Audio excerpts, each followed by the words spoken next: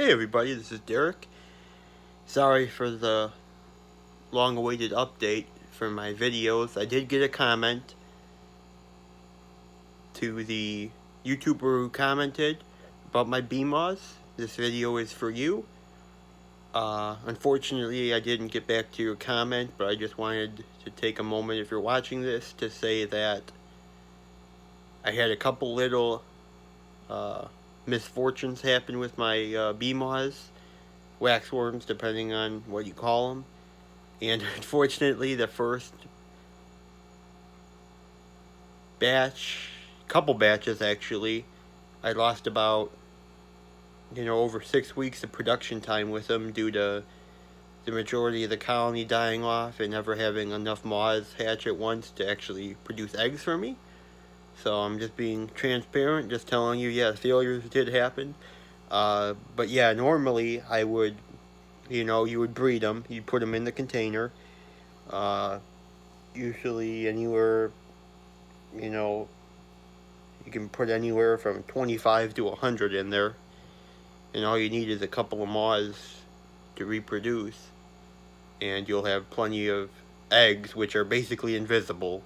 So unless they lay them on the glass or the plastic of the container, use a heavy-duty plastic, they will eat through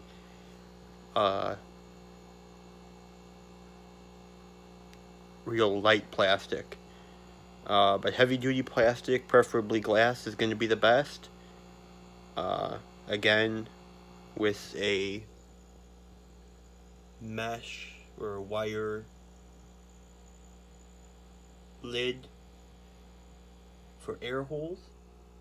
As you can see, hopefully right there, I'm not moving it too fast.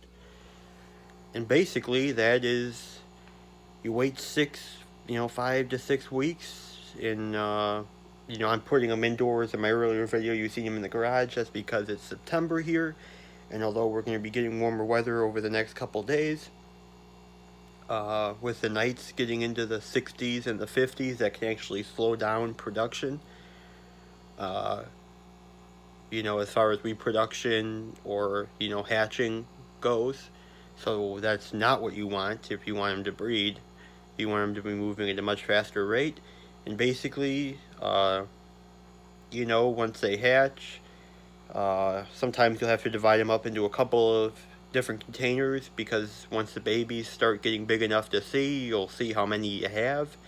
And they actually produce a lot of heat and moisture when they start eating, and they'll be spinning webs throughout your food that you mixed up for them, which is like a honey and bran mixture typically.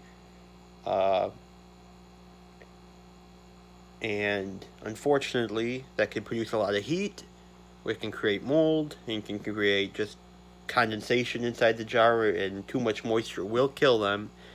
So it's always better to have an extra container ready to go, just in case you have to split them up after they hatch. And then you're basically the ones you want to, once they grow, you want to keep some in the container so you can start your next batch, if that's what you want to do. But they usually produce so many that you'll have more than enough to leave in there to start the next batch of production. And also have a bunch to take out. And here's where it gets a little interesting.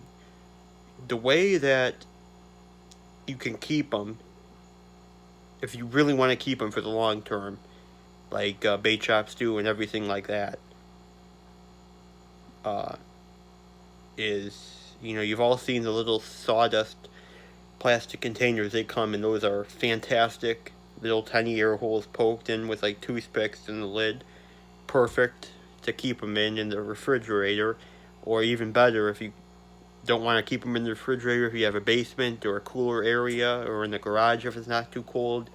If it's between, 55 degrees is about optimal for them. But you can keep them a little bit warmer, a little bit cooler. Don't let them freeze. If you have to, keep them in the fridge, but the fridge is not as good for them as being at 55 to 60 degrees in dry conditions.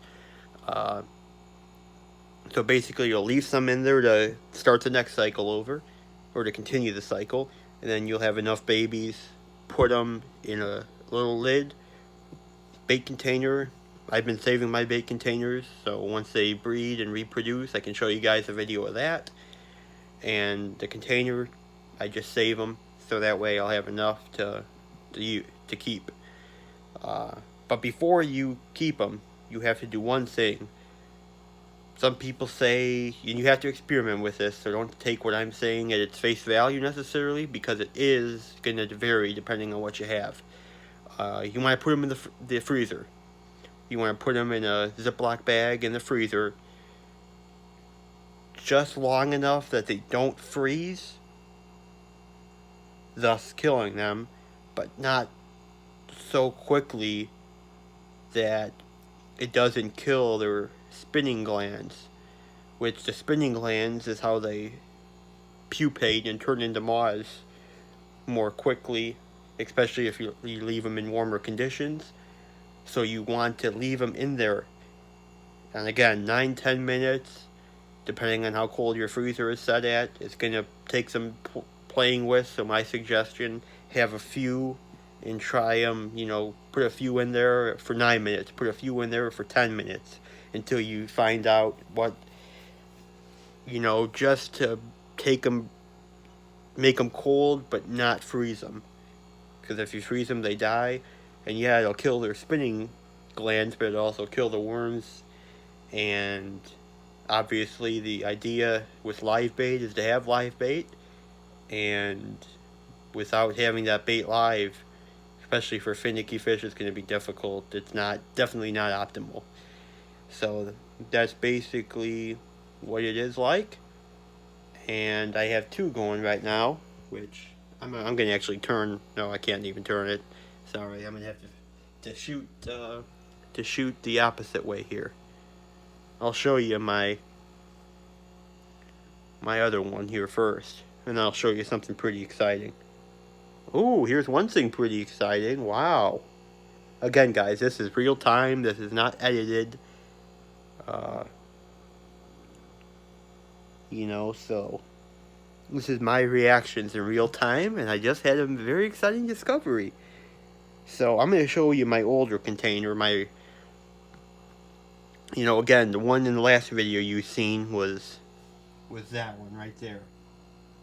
Basically, that one died off. Then I started this one right here. And then I restarted this one. So this one's actually farther ahead in the cycle than this one is. Because I did it backwards, basically, after I lost this one for the first time. But you can see, right at the edge there, there's a pupa right there, which is right at the edge there. You can see it's a brown and black hard shell. You can see more in there. You can see a couple of waxworms, right here that haven't pupated yet. There's another pupa right there. A couple of waxworms that haven't pupated. Some more pupae right there. Some more pupa right there. The breeder block, which basically mimics what the conditions they would live in a beehive.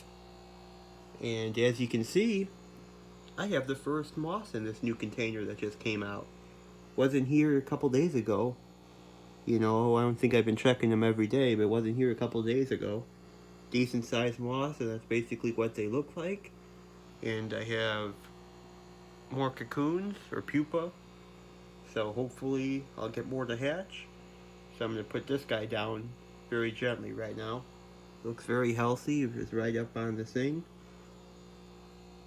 On the breeder block. So that's pretty good. There's the final shot. Now this one right here, if you give me a break, this one's a little bit... There is a moth right there.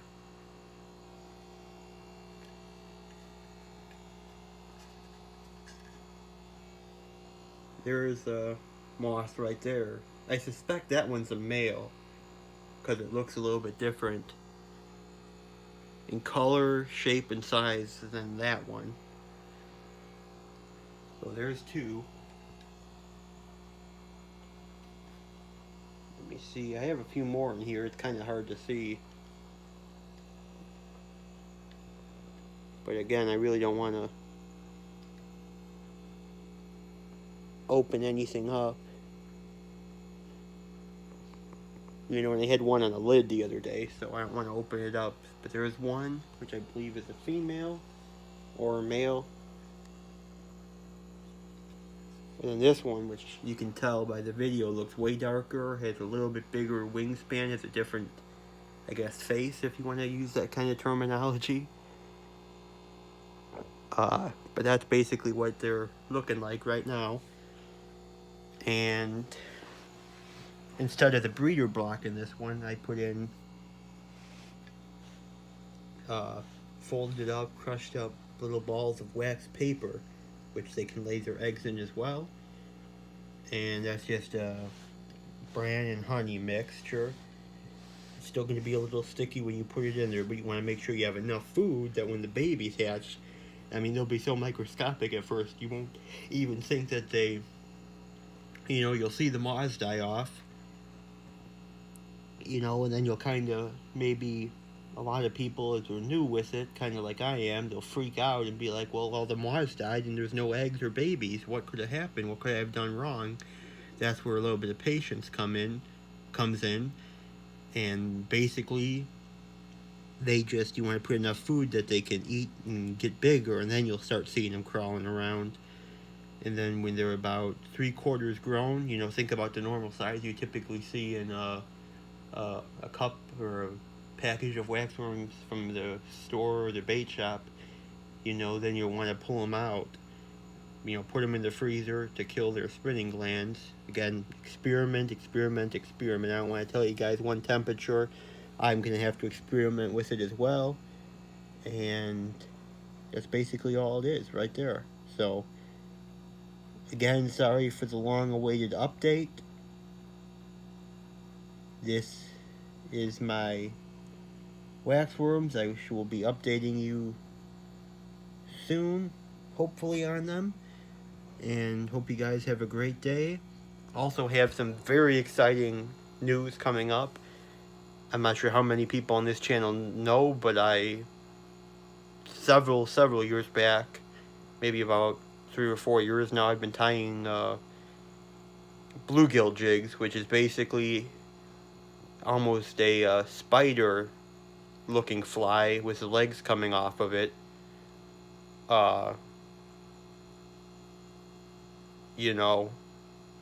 Except mine, I don't fly fish. I use typically light and ultralight spinning tackle 4 to 6 pound test, and I actually built them on anywhere from 1/32 ounce, which is the heaviest I have currently made, 1/64, the middle size, and then even down to 1/80 ounce, which I'm going to be marketing for this ice fishing season starting this late fall.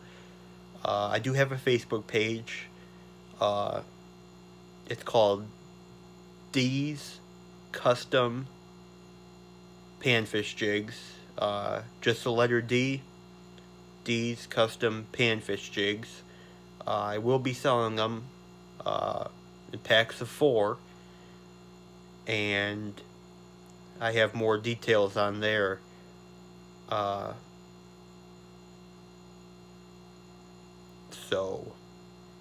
But I'm currently trying to make enough.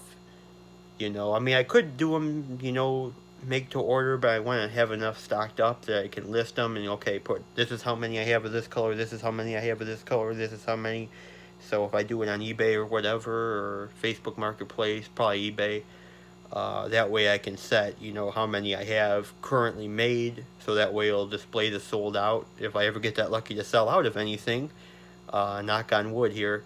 But they're all handmade, so each one looks a little different. I have to admit, I'm not 100% like a factory jig worker that can tie jigs perfectly, so they're all unique.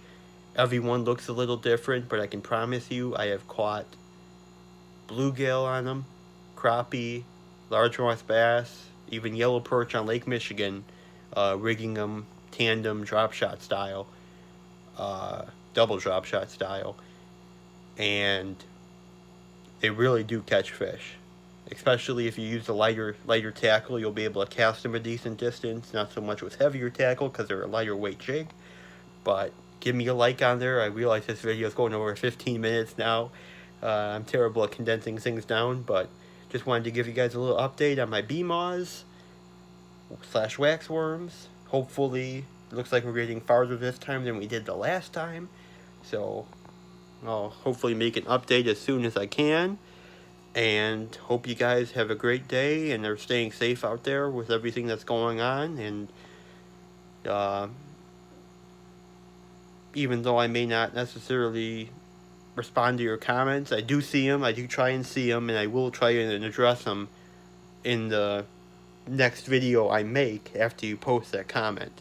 You know, that way it's, I guess, a little bit more hands-on. You know, instead of just typing something in, I'm responding to you, I guess, verbally. So, you know, I kind of want to make this kind of a home for anybody who likes fishing. I know I have a very small base right now, but you know, you got to start from somewhere, and I don't want to take anything from any of my viewers for granted, and I appreciate your input and all your kind words so far, and keep it coming, and I'll keep videos coming for you guys, and I hope wherever you guys are in America, North America, the world, wherever you guys are at, whatever's going on in your lives, I hope everybody's staying safe, and I'm sending you nothing but positive vibes, because we have to try to help each other out whenever we can.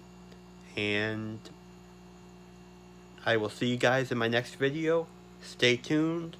This is Derek, out. Goodbye. Talk to you later. Alright, have a good day.